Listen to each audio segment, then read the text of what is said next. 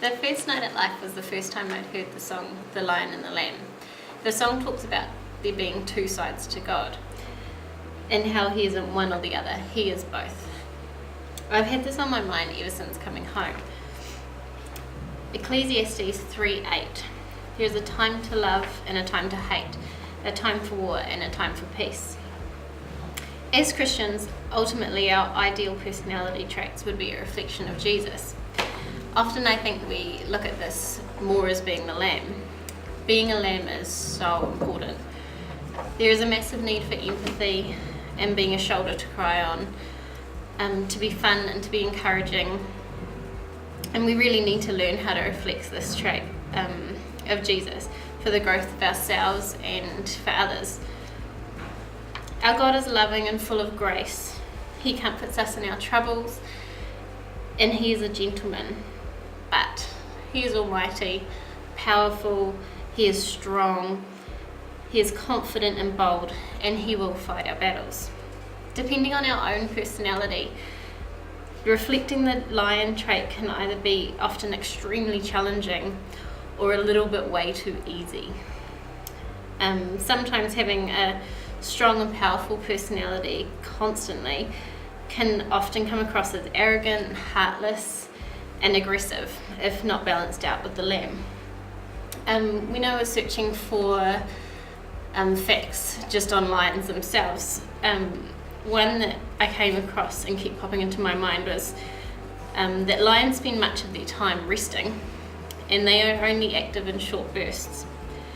I thought about that and thought if lions were constantly savage, people wouldn't look at them as majestic. We need to use the lion within us in a way to encourage, grow, and comfort people. As a teenager, before I became Christian, I was pretty shy and not super confident most of the time. But then there was times where I felt like I needed to stand up for friends that were hurt, and often my little sister, and then the lion would come out. I'd honestly lose the plot and come across as super aggressive and would leave people feeling hurt and put down. My intentions were never to hurt others. I thought I was doing the right thing, honestly, but without God in us, our lion can hurt. Once I became Christian, I think I'm now starting to realize this, that I was so worried about reflecting the gentle lamb. I was trying to ignore the lion and just trying not to be the person I used to be. That's not what God wants. I lost confidence when it came to speaking up, and when I felt I needed to speak up, or I lost confidence when it came to speaking up, when I felt like I needed to. And when I did or still do speak up, I often walk away feeling like I've done the wrong thing, or that I came across as stupid or aggressive. And for a long time, I wouldn't even pray out loud in a group in fear of saying the wrong thing.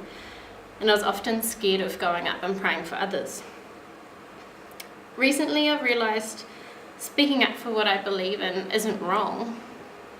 I just need to ask for God's guidance when I go to do it. It was when I tried to ignore the lion, my fear increased and my confidence was lost. As Christians, we need to be confident and we need to be bold.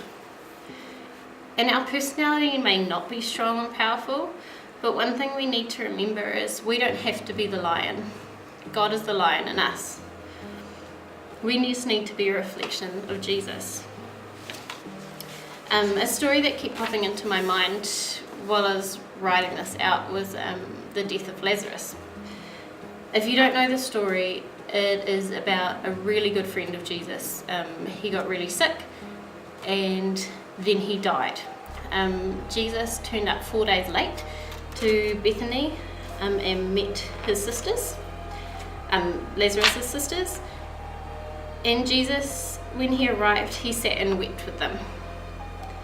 Then he asked to go to the tomb, and he boldly asked Lazarus to stand up and walk out. The thing that got to me about this story was that this clearly shows the two different traits that Jesus had. Jesus was confident and bold when he asked Lazarus to walk out of that tomb, but he still stayed in the moment and he wept with his sisters. He knew God would be with him when he went to perform his miracle. And I think that's where we can learn that we just need to have the confidence to let him be the lion in us. A lion doesn't always have to be aggressive in a powerful, angry type of way. It can also be a way to strengthen our relationship with God by responding to what he wants us to do. And also to grow our others' relationships with him. I know at conference we can often listen to people responding to a message in the crowd and think that they sound ridiculous and fake. And you know what? They probably do.